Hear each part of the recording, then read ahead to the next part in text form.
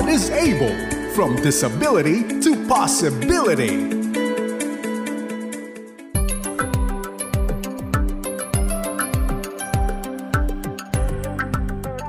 Magandang gabi, magandang hapon, magandang umaga mga kaagapay. Ito po ang programang God is Able na papakinggan sa FEBC, Radyo TV at napapanood sa Facebook Live. At bukod po dyan, kami po ay napapanood din sa YouTube channel ng 702 DZAS FEBC Radyo TV at sa ating partner television channel 185 sa GCTV tuwing alas 9 hanggang alas 10 ng umaga. Ang God is Able ay miyembro ng kapisanan ng broadcaster ng Pilipinas. Maaari niyo po kaming i-message sa smart number po namin na 0999-223-5675 at ang aming pong Globe number na 0916-296-6620 at pwede rin kayong tumawag sa landline 8654332 local 401. Magandang gabi sa lahat. Hi, good evening the birds. Good evening. Sana hindi maulan sa mga lugar nyo ngayon dahil sabi nga may bagyo, pero hopefully sa panahon na ito kasi, 'di ba? Talagang labas-pasok ang bagyo sa ating lugar.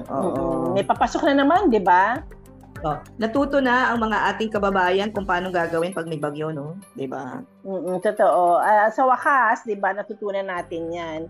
At bago ang lahat, Doc Ferds, maaari mo bang ikwento ano ang ginagawa ng God is Able?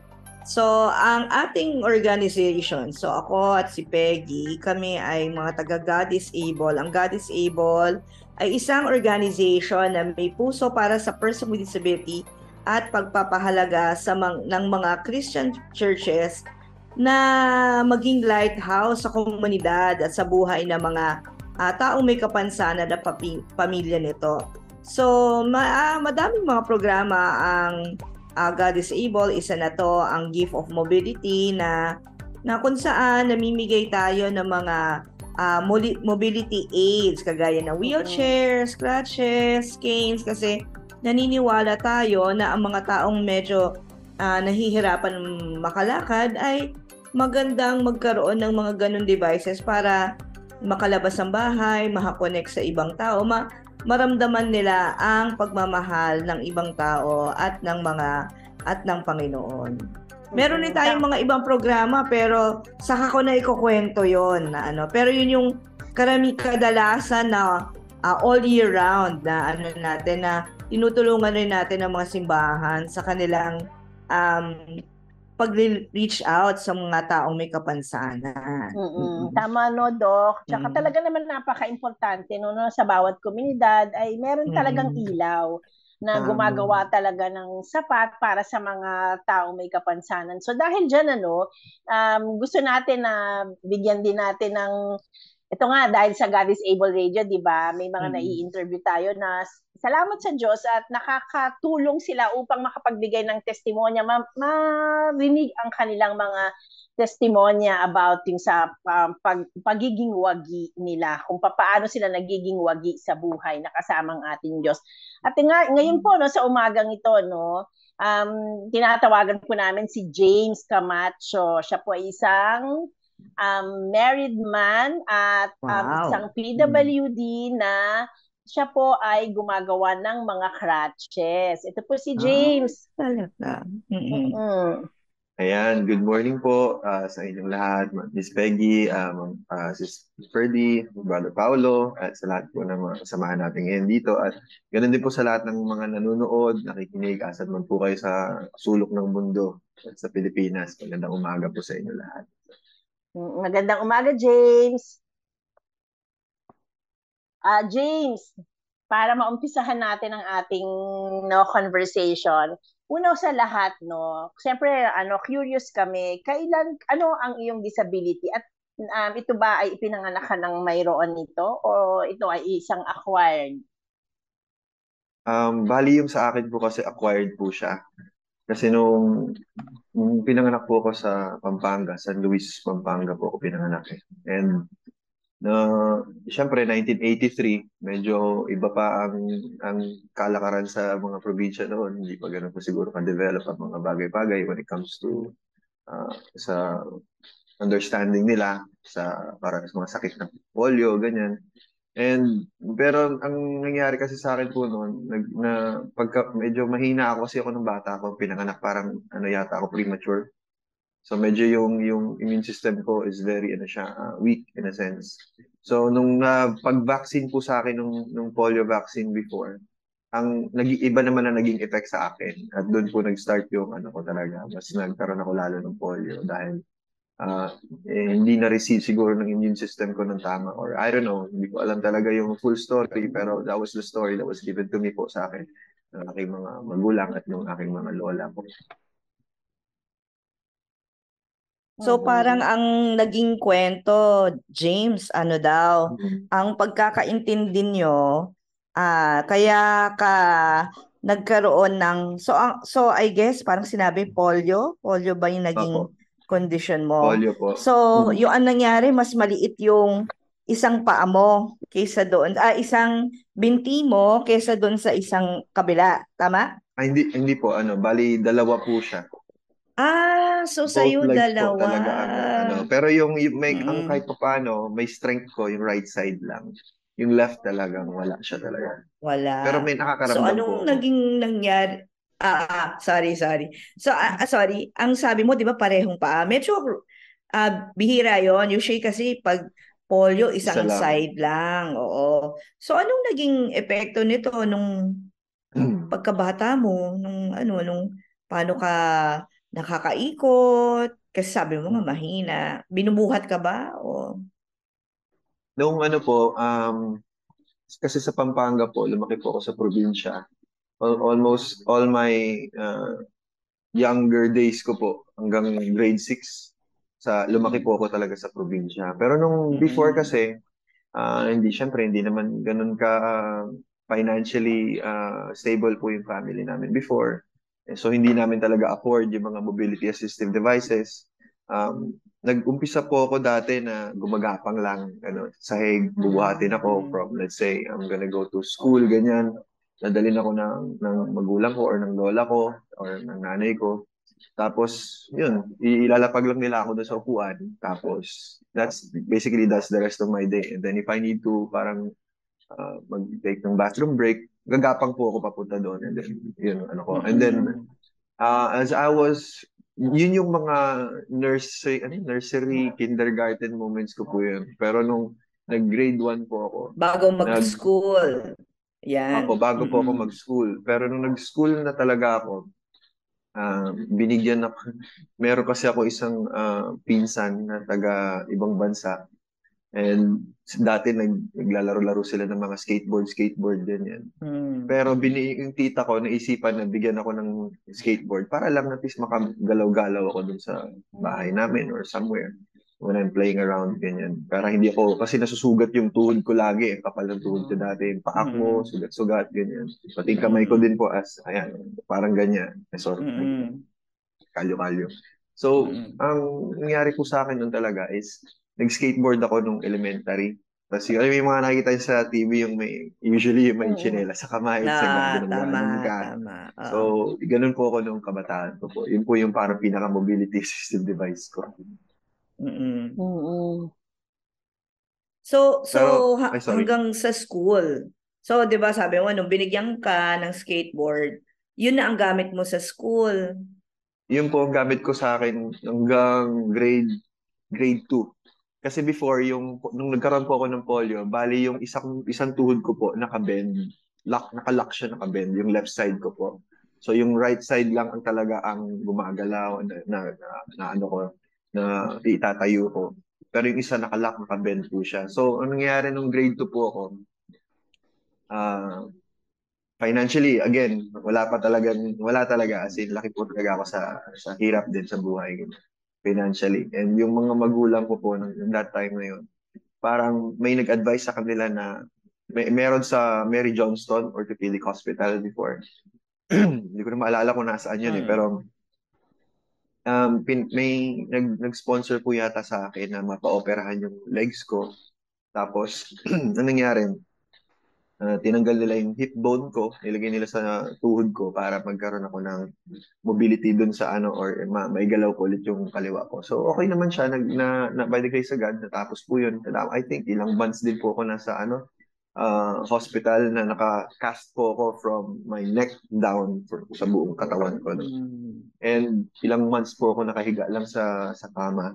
Pero nung natanggal na po yun, nag-undergo po ako ng therapy, and doon po ako nag-start na gumamit ng mga crutches, yung walkers, yung apat yung ganyan, yung apat yung paa, and also wheelchairs. Doon po ako sa hospital nagkaroon. Pero hindi po ako binigyan ng mga yon. Sa hospital ko lang yung ginamit. Pero sobrang hirap po siya for me that time kasi I was a kid, very flimsy yung upper body ko, wala akong talagang upper body strength. And lagi akong natutumba dun sa crutches. So, sabi nung doctor, wag na muna daw. And pinag-wheelchair lang muna ako. So, nung nag-wheelchair po ako, again, tapos na yung time namin with the hospital. Pinauwi na kami. Wala na akong pambili ng wheelchair. So, anong nangyari po nun? Ang lola ko naman, gumawa naman siya ng saklay gamit yung mga kawayan. Tapos, nilagyan niya lang goma ng gulong. So, yun yung pinakaunang saklay ko talaga. And that was the moment na nakatayo po ako. So, James, no, yung given, yung sitwasyon na yun sa buhay mo, kailan ka talaga, parang nagkaroon, pero naisip mo na ba na PWD ka nung mga panahon na yun? Nung bata po ako, hindi eh. More on, kasi syempre, I was surrounded by people na somehow, hindi naman, mahal din ako ng mga kapatid ko, mga kaibigan ko, kamag-anak ko, ganyan. Pero nung na-realize ko talaga after po nung nagkaroon ako ng operasyon, na yung tuhod ko, tapos nagte-therapy na ako sa hospital, ganyan. Doon ko na-realize na tapos nung nagsaklay po ako, nung nagkaroon ako ng saklay na first time ko nakatayo, doon ko nagkaroon ako ng awakening siguro sa mind ko. Yeah, in a sense, parang depression din siguro yun as a kid. Pero more on, na-realize ko na my life was really gonna be hard. I am totally different from other people. And doon ko nakita na hindi pala magiging madali ang mga pagdadaanan ko. Kasi nakita ko even with my school, mabait naman yung iba ko mga kilala, pero syempre marami pa rin dyan yung mga nagbubuli, mga people, syempre mga bata. Kids really don't have that understanding and hindi naman din natin mabiblame yung mga ganung mga sitwasyon. Pero I was really bullied po nung bata ako. And medyo talaga sa akin yun. Nagkaroon ako ng awakening na ay, pilay pala ako, ay ano pala ako. Kasi before yung mga I mean, siguro ayoko na lang sabihin niyo sa ibang sa ibang mga kilala or relatives, pero yun nga, alam ko naman mahal naman nila ako in general. So, pero hindi talaga fully supported in a sense. But yun po yung pinagdaanan ko nung kabataan. Doon ko na-realize po. Siguro ako ang tanong ko, paano ba yung pagbubuli sa mga kagaya mo? Kasi may mga narinig akong kwento, iba-ibang kwento. Pero sa'yo, paano ka binubuli? Kasi baka may ibang mga nakikinig na ganun rin ang nagiging At anong ginagawa mo pag binubuli ka? I mean, lumalaban ka ba? O pinagdadasal mo sila? Ano yung nagiging madalas na reaction mo bilang bata noon? Nung bata po, hindi po ako nagdadasal. Pa ako nun. Sabi ko nga po, because of that, nagkaroon ako ng depression at siguro hatred din. Kasi before, very religious kasi yung family namin, mga Catholic. Kasi like yung tipong every day, 3 o'clock in the afternoon, yung mga ganun-ganun. Tapos every 6 p.m., and then nag-rosaryo yung mga lola ko, mga tita ko, ganyan. Tapos, we were born and raised as a Catholic before.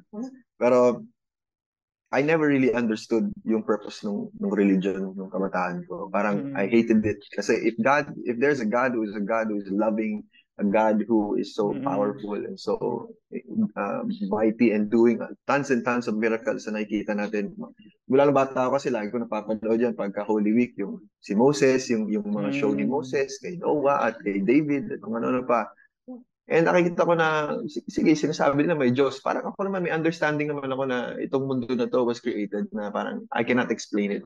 So, there must be somebody higher na who's moving the chess pieces around. And parang, nung bata ako, sabi ko, nagalit ako sa kanya. Galit na galit talaga ako sa kanya. Sabi ko, kung ikaw yung totoong Diyos ka, ba't mo kailangan ganito? Ba't kailangan mo pahirapan? The usual tanong ng isang tao na hindi ka naman masama, marami namang tao sa tingin mo mas masama sa iyo, tapos parang bakit ikaw pa yung pinagbuhusan ng langit, di ba? Parang gano'n ang dating sa akin nung panahon na yun.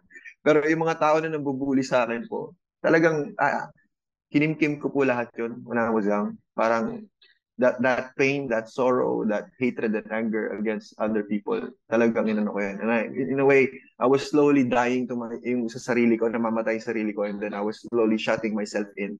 So, ang nangyayari po nun, may mga nagde-defense sa akin kasi like, kunwari, yung sister ko, yung mga kapatid ko, tapos yung mga iba kong pinsan at mga kamag-anak ko din, pag sa school, binubuli ako, naalala ko, ang pinaka-memorable sa akin, yung may nagbully talaga sa akin, ang grabe yun.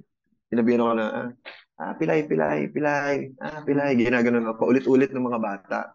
Yung sister ko, hinabol niya yun. Tapos talagang sinapak. Sorry, kung nakikinig ka, okay ka na. Ayun, naalala ko, sa buong, buong square ng eskwelahan, elementary school talaga, para sila patintero na hindi ma-explain. So ako, I was just crying sa heart ko doon. Kasi wala akong magawa. I was powerless against people who were really mean to me. So, yun po. So James, no, nakaranas ka ng mga ganitong emosyon. Siyempre, yung sorrow, yung sinasabi mo, anong edad yan, if I may ask? Siguro, grade 2, mga 7 po ba yan? Or something? Yung mga ganong edad, meron ka ng ganon na feeling talaga na tsaka yung about yung kay God. Pero di ba sabi mo nga, very religious yung family mo, di ba? Parang wala ba sa yung nagsabi sa family mo na magdasal tayo, yung ganun. Kasi di ba, kahit, kasi ano lang ako na sinasabi mo, hindi ka nagdadasal. Paano yung, so ano yung thinking mo? Bakit andito ka sa mundo? Well, ano po ako nun, well, ang mga nagano sa amin na magdasal, usually mga lola, ganyan. Yung mga magulang naman before, I think, yung mom ko was a Protestant Christian po sila. Pero hindi talaga, I think wala silang deep relationship before with God. Or somehow meron siguro, pero hindi ko talaga napansin. And then, yung dad ko naman, Catholic din po yun. Pero, sorry to mention this, pero yung dad ko before was an alcoholic.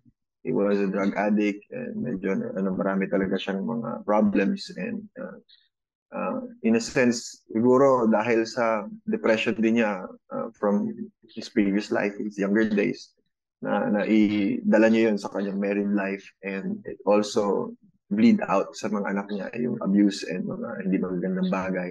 Pero all glory to God, my dad right now is a changed man. He's also accepted the Lord Jesus Christ as his Lord and Savior, and he is now progressive sa kanyang relationship. Tama, lahat naman tayo ay may pupuntahan. Pero gusto kong itanong, sinasabi mo yung part na abuse kasi alcoholic siya. So, yung part ba na abuse, kasali ka ba doon sa na feel mo ba na abuse ka din yan nung bata? Kahit na PWD ka? Actually, opo, meron talaga. Kasi yung dad ko before, I think kasi ako yung panganay sa amin. Panganay po ako na anak, ako yung unang lalaki, supposedly. So parang I think nahirapan din siyang matanggap yung reality na yung anak niya ay may kapansanan.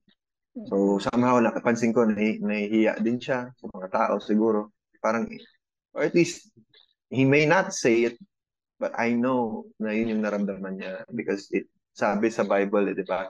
You will know them by their fruit. Nalalaman mo naman ng tao kung yung fruit niya ay proud siya sa'yo or happy siya or joyful siya sa'yo or anything. Makikita mo yung sa actions niya and the way he speaks. So anyway, ang nangyari po nun is many times na, dad ko supposedly ang maghatid sundo sa akin sa school. There was one time na hindi ko talaga makalimutan. Yung kinalimutan niya akong sunduin sa eskwelahan. Wala nang tao sa eskwelahan noon. Patay na lahat ng ilaw. So, medyo maputik pa at katatapos lang umulan. Eh, yung classroom ko, nandun sa pinakadulo ng school. So, parang sabi ko, kasi asan yung, wala pa rin yung daddy ko, wala magsusundo sa akin. Ganun. Eh, wala naman akong mobility assistive device noon. Eh, sakto, wala rin, hindi ko rin dala yung skateboard ko. Nakaupo lang ako doon sa labas ng classroom namin. Ang nangyari, sabi ko, sa probinsya noon, wala namang kuryente masyado, di ba? So, pagka gabi na, talagang lights out talaga. So, I was in total darkness that time. I forced myself na gumapang talaga. Gumapang ako doon sa lupa, sa damuhan, hanggang sa makarating ako doon sa may flagpole sa harap ng gate ng school. Tapos parang, sorry ka, Jo. Flashback okay. Yeah.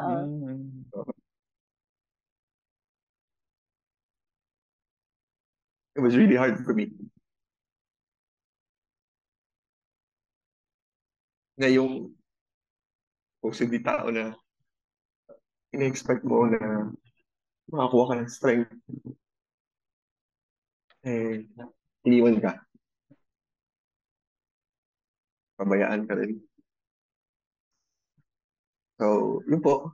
After nun, antay lang ako doon. And inalaman ko, lasing pala yung daddy ko that time. Kung hindi pa may dumaan na kamag-anak ko na bisikleta sa harap nung school, sabi niya, JB, ba't ka pa nandyan? Ano nangyari? Ba't nandito ka pa? Naiwan lang talaga ako doon. And I think that was the season kasi wala rin yung mom ko. Yung mom ko was nag-abroad po kasi mom ko noon eh. Nagtrabaho siya before sa Taiwan. So, naging ano po siya doon. OFW po. So, yun yung isa sa ano ko. Isa sa mga, I would say, naging abuse sa akin na ganun. And then, may mga times na yung verbal, and then palo, may mga the usual. And then, may one time, yung dad ko, lasing na lasing siya. Parang kagagaling niya sa isang party or something sa barkada niya. Tapos iniwan niya kami sa bahay ng lola ko. So sabi, nung dumating siya, parang wala lang. Excited ka lang batiin yung tatay mo. Hello, gumanula ako, parang hello, ganyan. Eh, gumagapag ako nun palapit sa kanya. Ganun ako. Gulat ako, bigla niya akong tinadyakan. So, talaga. So, diba? I was really crushed that day. Saturday. Pero in everything, no, James, sabi mo nga, di ba, naglalakad ka, naiwang ka, pero, di ba, no, ako ngayon na kinikwento mo, I realized, no, na si God, He will still show up.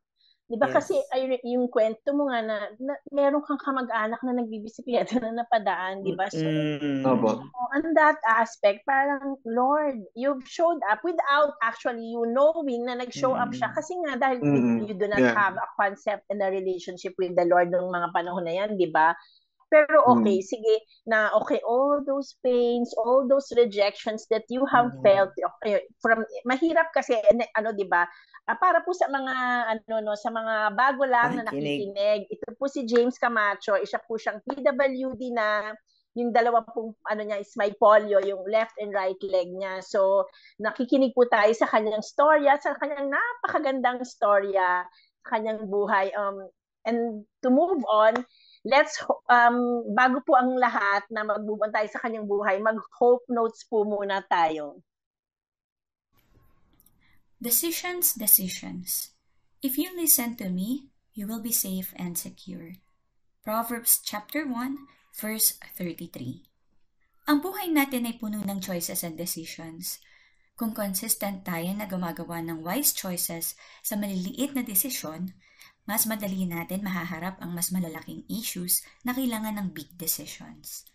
Ayon sa isang psychologist na nagngangalang Jennifer Winkist, gumagawa tayo ng decision based sa kung ano ang nararamdaman natin na best para sa atin.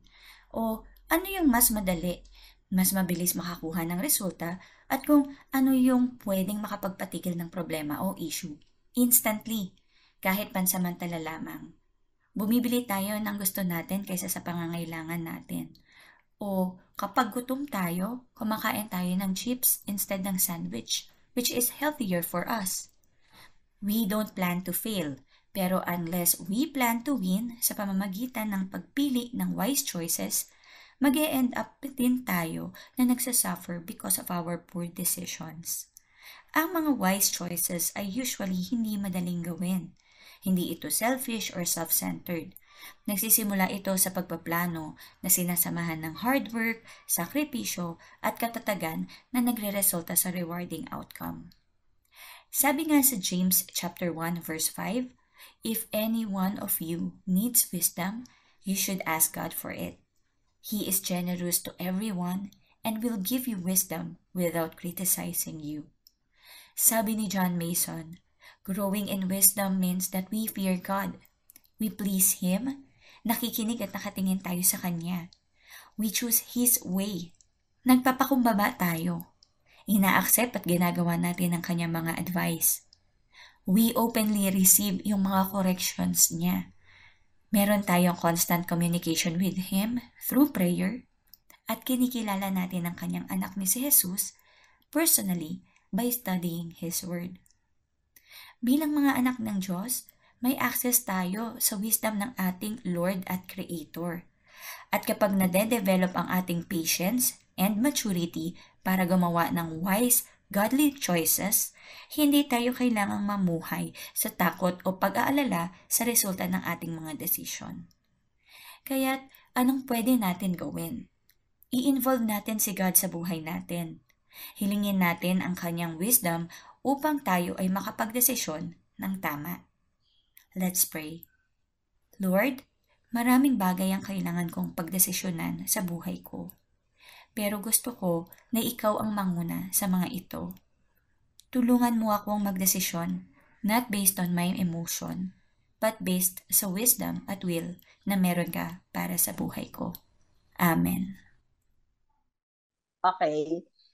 James, no, yun nga sinasabi mo na nag-ano ka, na parang yung syempre, ando na halo-halo yan yung mga rejection sa buhay na talaga naman na iba-iba rin ang pinagdadaanan. Pero yung sa'yo, it seems na di ba napaka-deep kasi simula sa internal hanggang external parang yung nabubuli ka rin, in a way, nabuli ka rin ng tatay mo, hindi ba?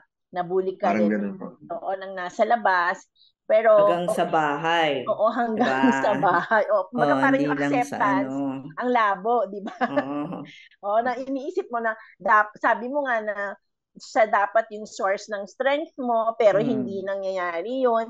So, okay. So, nung mga panahon na yan, na wala ang mami mo, nasa abroad, but how are you na parang sino ang kinakausap mo? Kasi masyadong masakit yung sino ang nakakausap mo na pwede mong nasasabihan?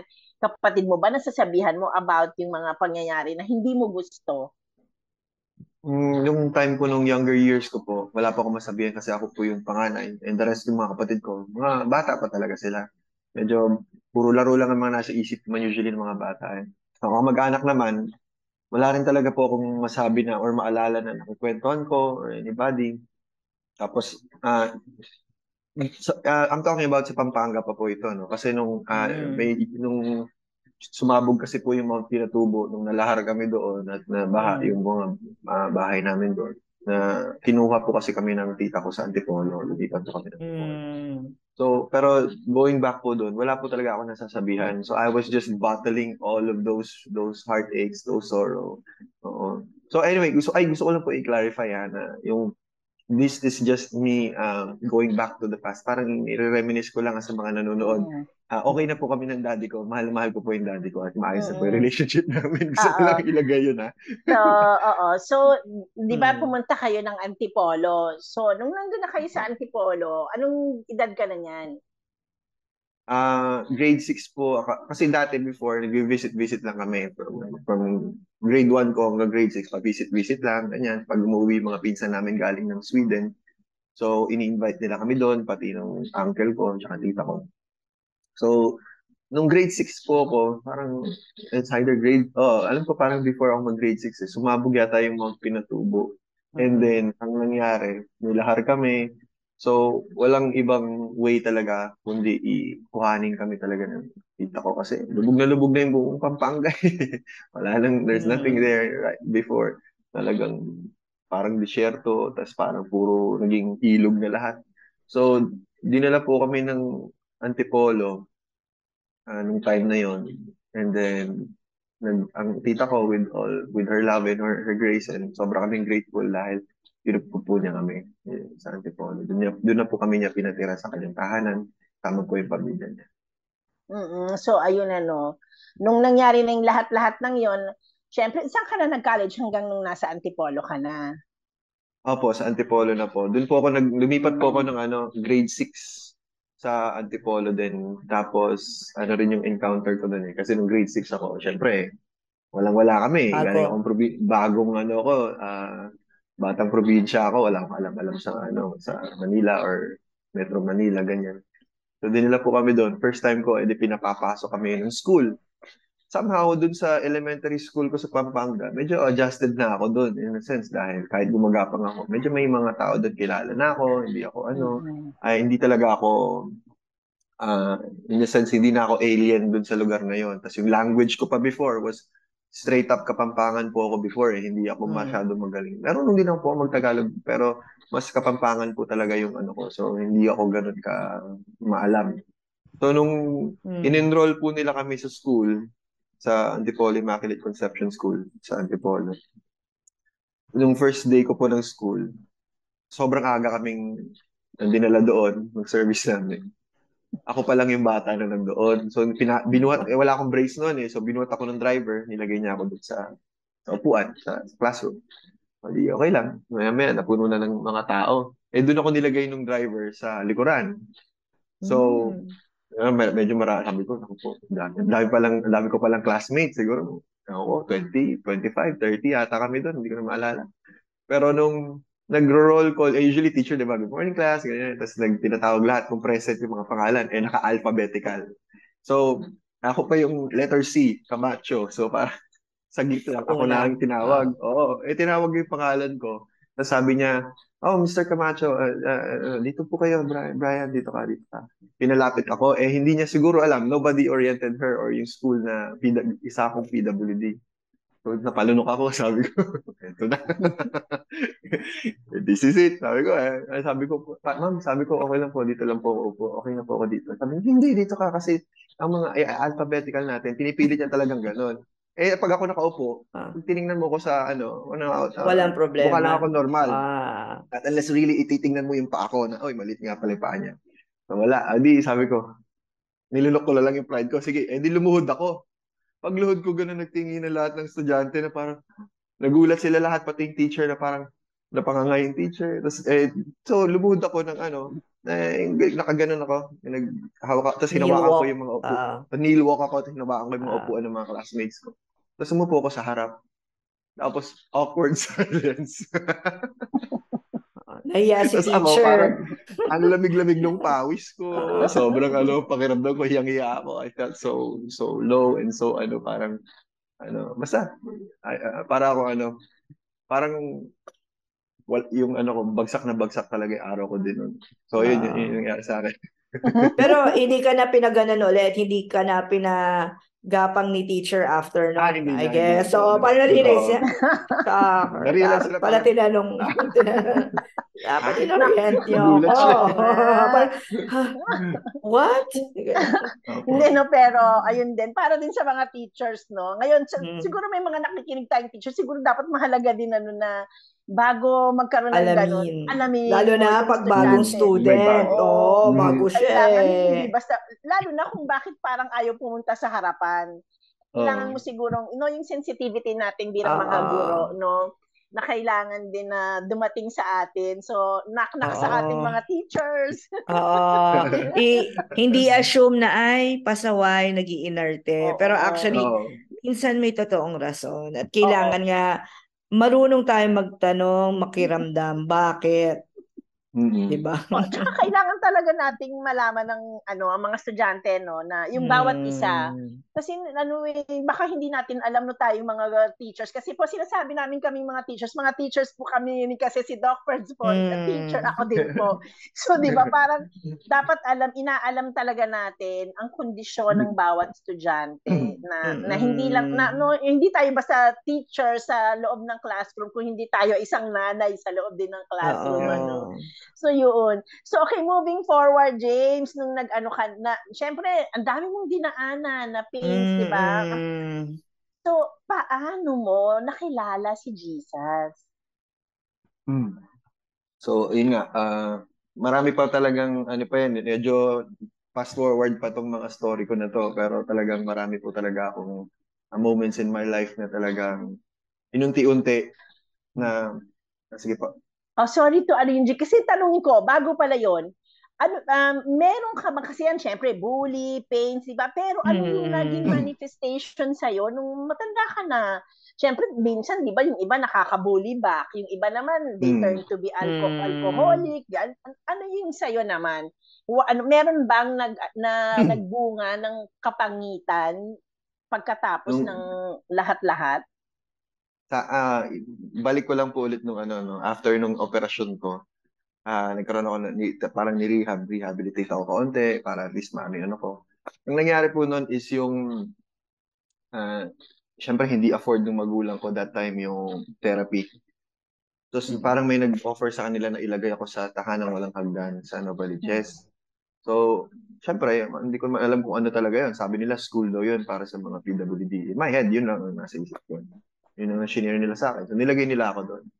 Nagulat ako na paunti-unti. Dati, dinadalaw nila ako every linggo, ganyan.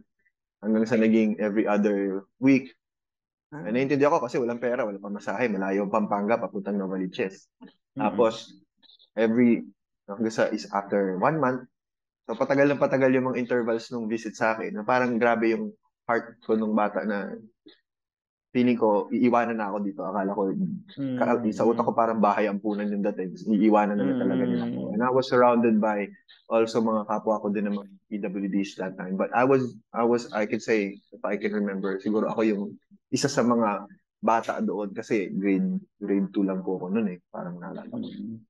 So, nangyari noon, nakakatawa kasi doon sa tahanan na supposedly nandun lahat yung mga kagaya mo rin, nabully din po ako doon in a sense na mga iba din po ay PWDs.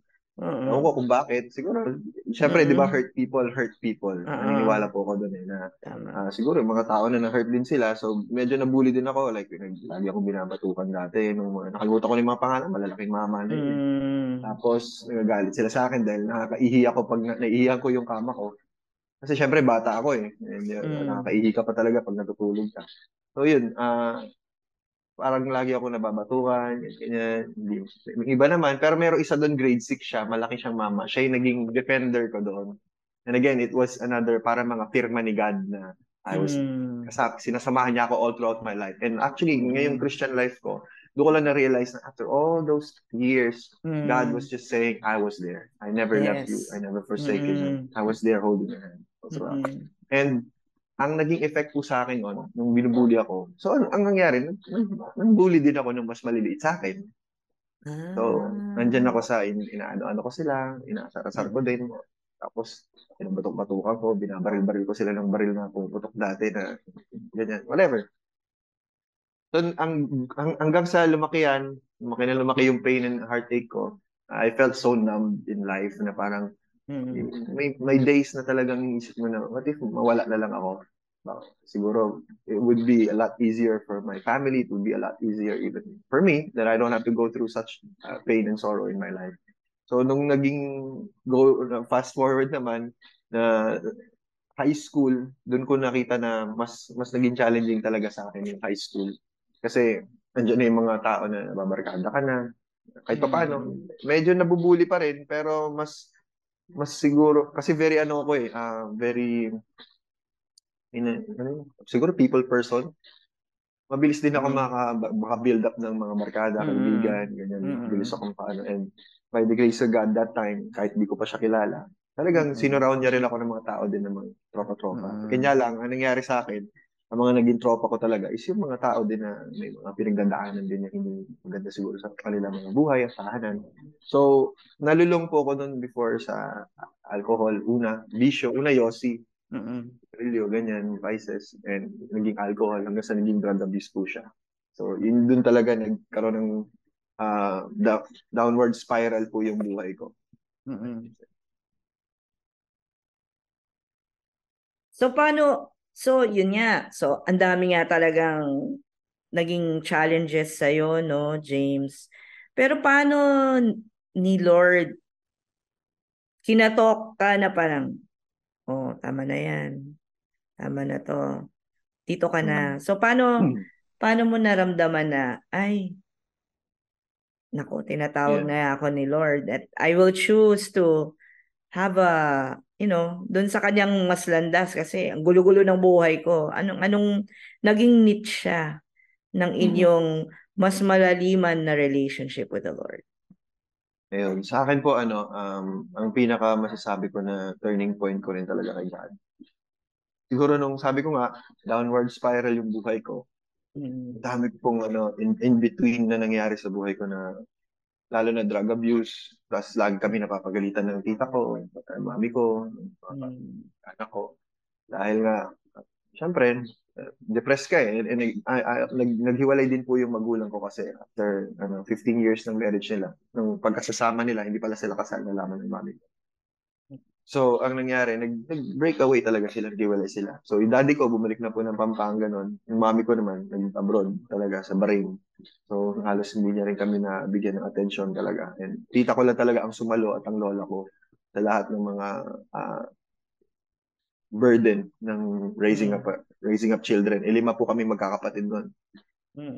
So, ang nangyari sa akin noon talaga, many times over na talagang grabe yung depression ko, grabe yung away namin, ng mga tao sa paligid ko. Even minsan mga kami magkakapatid, nag-away-away na rin, ganyan.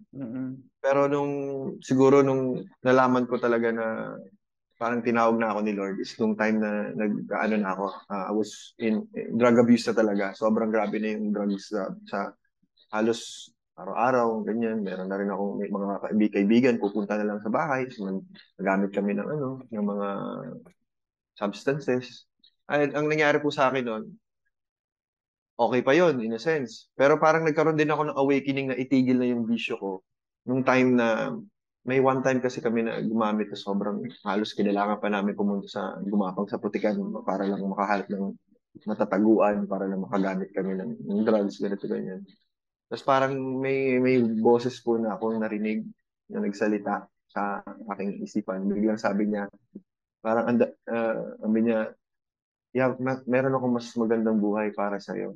Hindi lang ito ang buhay mo. Yun lang ang word na na pumasok sa isip ko. Parang doon ako nagkaroon ng awakening na napatingin kasi ako sa salamin eh. Pagtingin ko po sa salamin. Eh, longer pa ako dati. Sobrang longer. Hanggang bewang yung buko dati. Rock and roll yung buhay ko dati. So, talagang yung payat na payat po yung itsura ko. Yung lubog na lubog yung mukha ko. Yung ilalim ng mga mata ko. Tinitingnan ko yung sarili ko. Sabi ko, ano na nangyari sa buhay ko? Ano ba yung ginawa ko sa sarili ko? And siguro, pinarealize sa akin ni God yung gravity ng bagay na yun. Eh, in-stop ko yun. Pero ang hindi ko na-stop yung alcohol. At yun nga, tuloy-tuloy pa rin yung depression ko, tsaka yosi, ganyan. So, kasama ko dyan mga kainuman ko, usually mga kapatid ko, mga pinsan ko. At madalas kasi may isa sa family namin doon, kasi di ba sa mother side, mga Protestant and mga born again naman sila. Pero hindi rin talaga sila ganun ka practicing in the sense ng kanilang faith. Pero yung isa po talaga sa mga pinsan ko doon, Christian, na ngayon po pastor na po siya. Isa na siya sa mga pastors din ng New Life po. So, ang nangyari is lagi kami magkasama sa inuman, mga barkada namin, ganyan. Pero every time na kasi siya, Christian siya, pero nagiinom din siya noon, nagbibisyo pa kami, ganyan, sabay-sabay lang. Nagda-drugs din kami, ganyan, sabay-sabay lang. Pero Christian siya, pero ayaw niya dati sa Christianity kasi hindi niya rin nagustuhan yung nangyari sa buhay nila, pamilya, kasi pastor din yung papa niya. Kaya lang, laki din sa hirap. So hindi niya nakikita yung sense nung faith, nung asan yung pinaniniwalaan mong Diyos, kung ganito, ganyan, ganito, ganyan. Ng suffering, Anyway, no? ng suffering ng buhay. So anyway, long story short po, lagi kami nagde-debate niyan kasi ako very I like intellectual debates per se. Mahilig ako sa mga mag-research, mahilig ako to understand things in life like science, ganyan, kung ano pa. I was into those kind of things. And lagi kami nagde-debate sa buhay, like reality ng buhay. Kasi naniniwala ako dati sa mga evolution theory, ganito ganyan, sa mga sciences, and I was just pushing it to people in a sense na just so I can justify na walang Diyos, because if there's a God, then dapat walang suffering. So there's suffering, there must be no God, so there must be something else. So I had to try to find an explanation for my existence. I had to try to find an explanation for why things are happening. So ayan, okay. Ang nangyari, lagi kami nagdedebate. And there was one time na sobrang lasing na lasing kami. Pwede pinapakinggan ko lang siya, kwento-kwento lang kami. Pero nung bagsak na bagsak po rin talaga ako noon kasi I was in many failed relationships po ako. Lagi po akong heartbroken. So naging numb na rin talaga din po ako. I never thought na magkakaasawa pa ako. When I was young, naisip ko na one day I will grow old and nobody's gonna be there with me or anybody who will love me. So, ganyan na lang buhay ko. Magpakalulong na lang ako sa alak. Ganyan. So, araw-araw halos lasing ako, depressed po ako, at kung ano na nang mga nangyari sa buhay ko that time. Nagiinuman kami, debate kami, and then, parang merong sa heart ko na parang, sige nga Lord, kung totoo ka, kung sinasabi naman itong tao na to, sinasabi ng mga tao sa paligid ko, na ikaw ay ang Diyos na gumawa sa akin, at ikaw ang lumikha ng meron dito sa mundo na ito, at ikaw ang Diyos na gumagawa ng miracle, at ikaw ba ang Diyos na may kayang magbago ng buhay ng isang tao? Sige nga Lord, ipakita mo nga sa akin kung totoo ka. Kung totoo ka, ipakita mo sa akin. So that day, 2013, hindi ko na po maalala yung exact day ng 2013 kung kailan ko tinanggap si Jesus, dahil sobrang langon-lango din po ako sa alak nun. So, yung cousin ko po, si Guthrie, po siya, nag-lead niya po ako in salvation prayer. So, nakakatawa kasi lasing na lasing kami pareho nun. Pero I really appreciate him sobra, and sobrang nangyari dun sa amin is nag-iyakan pa kami habang lasing. Tapos umaga na kami natapos, nag-inuman. Pero after nung salvation prayer, tuloy pa rin kami sa inom. Parang after, tuloy pa rin kami, pati mga barkada namin. Pero syempre, tinanggap mo si Jesus, sa utak mo, dapat may mangyari ng bago, di ba? Hindi, ang nangyari sa akin, mas parang nagulo yung buhay ko. Kasi, back then, I was dead to my sin, and now the Lord has given me a new life, a born-again life. Now my eyes are open. Now I can see yung pain, yung struggles, yung mga pinagdadaanan ko. And nakita ko yung mga heartache ko din na I was really trying to pursue yung success, life, ganyan, pero many things that would, parang laging may something nag-hinder sa akin to succeed in life. Kasi nung bata ako, dahil nga PWD ako, hindi rin ako nakapagtapos ng pag-aaral ko, high school. Ang natapos ko lang po ay high school. So parang sa heart ko, mayroon akong ego mo na parang, hindi, magiging successful ako one day. Papakita ko sa lahat ng mga tao. Yung sobrang prideful, pursuit ng isang tao. So, lagi akong nag-fail. Nag-fail ako sa relationship, nag-fail ako sa mga endeavors ko, nag-fail ako sa mga careers. Ang dami ko talagang failure. Kaya ako bumagsak to a point na almost 1 year akong lasing. Almost 1 year akong nagkukulong lang ng kwarto. At yun yung time na tinanggap ko si Jesus. Nakita ko lahat na grabe pala kapangit yung mga pinagdaanan ko sa buhay ko. And pinakita niya na sa akin na, anak, nakikita mo na ito yung problem. Now, what are you gonna do about it? Anong gagawin mo? That's the problem. The problem is already there. So what are you gonna do about it? So parang nagkaroon din ako ng urgency sa heart ko na maybe I need to shift things up. ibahin ko na yung mga bagay-bagay.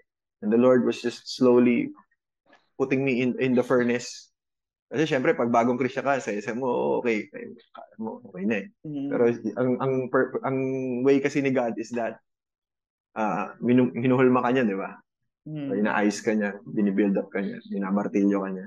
Pero hindi mo alam, habang minamartilyo ka niya, ang akala mo hanggang ganun lang, martilyo, ice-ice lang, liha-liha. Pero hindi pa pala yun yung intro lang yun. Kasi ang gagawin niya is ipapasok ka pala niya sa furnace.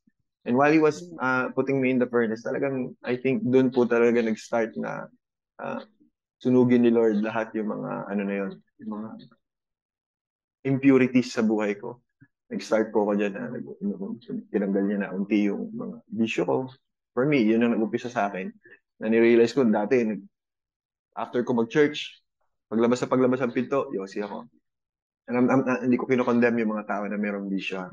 Sabi ko lang po, this is just my personal experience with the Lord. And after nung mag-church, lagi pang yosi.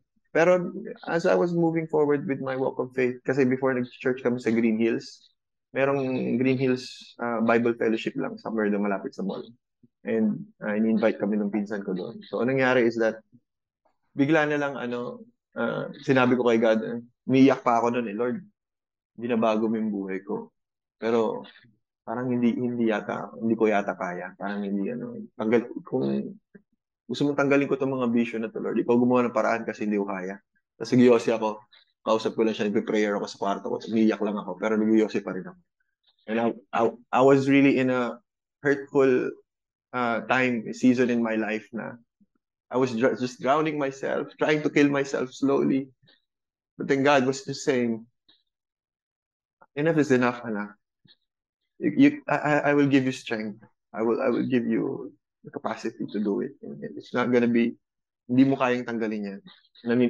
Sabi niya parang, sa heart ko, ang sinasabi niya sa akin, alam ko anak, hindi mo kaya. Kaya nga ako nandito.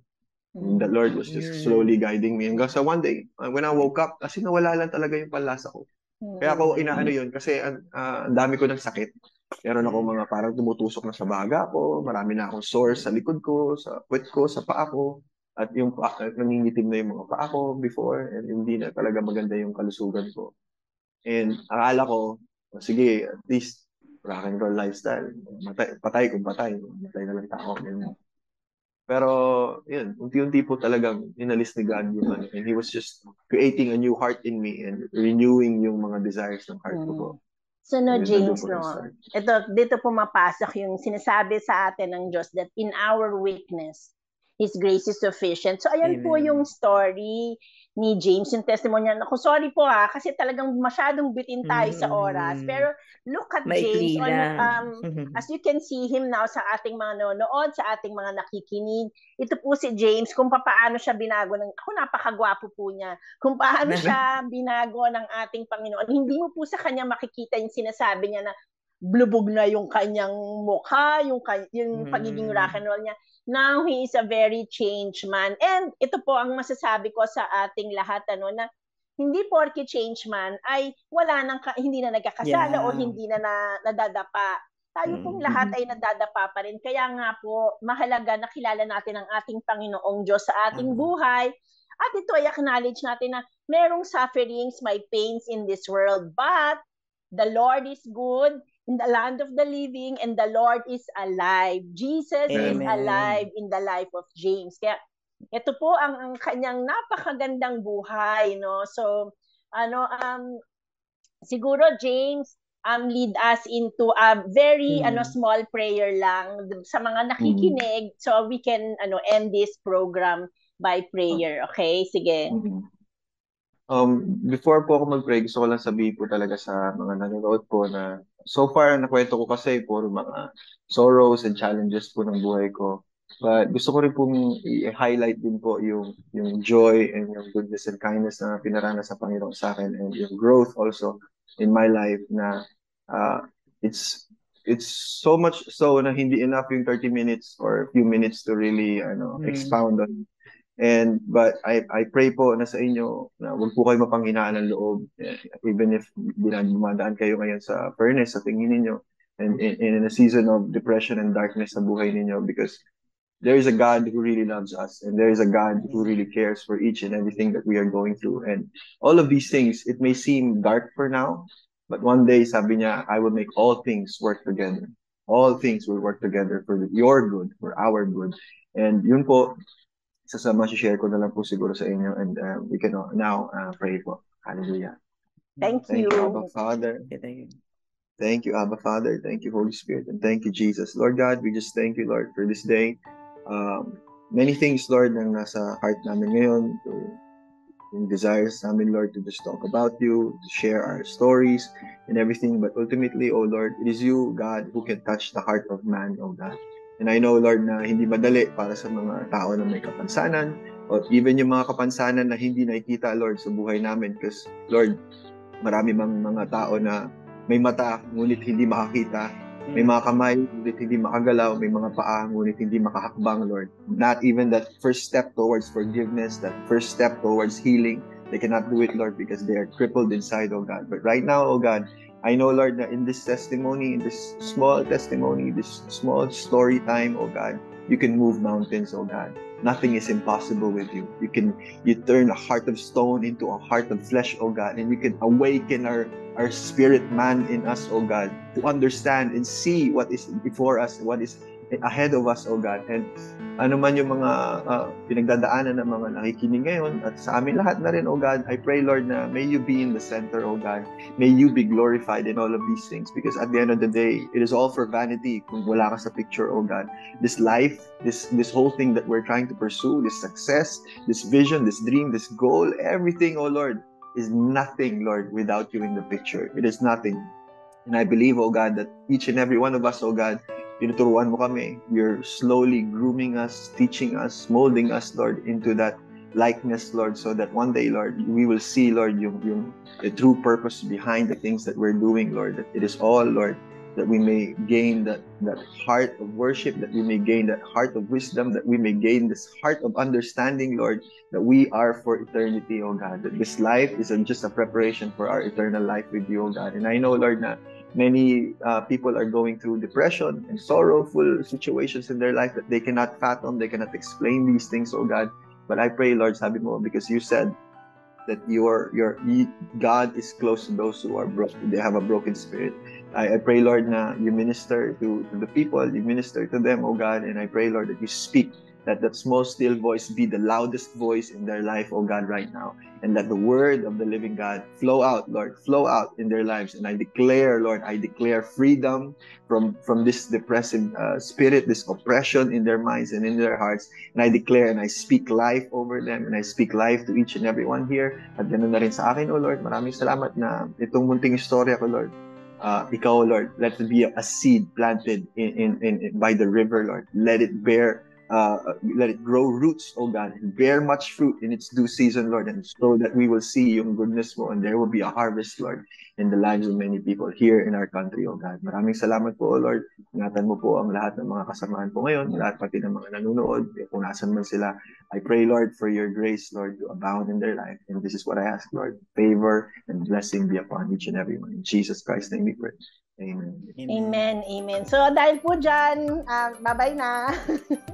Doctor, maraming salamat po. Yes, sa susunod. God is able. From disability to possibility.